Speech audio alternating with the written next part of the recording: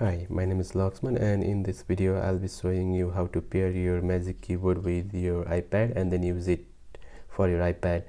Before we get started, let me tell you that currently this Magic Keyboard is being connected to my MacBook here.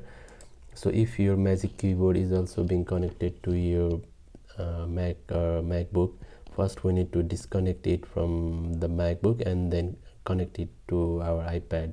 So it's better to remove it from your computer because it might get connected back automatically if you just disconnect.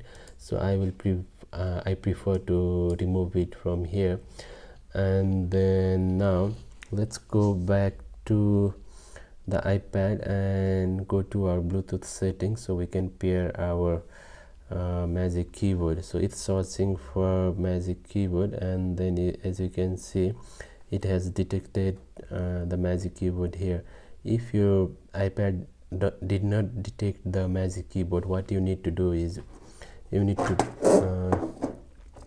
turn this Magic Keyboard off and then turn it on again, and then once you do so, it will get detected automatically. So now let me just turn it off again and then turn it back again.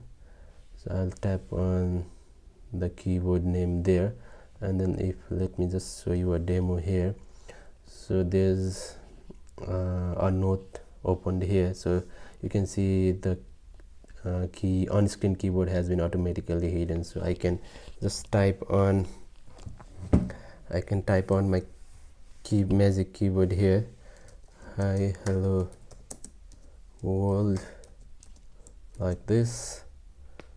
This is it. So once you are done, just go to your Bluetooth settings and then disconnect it from there. Also, don't forget this device so that it won't get automatically connected next time. Thanks for watching. Have a great day.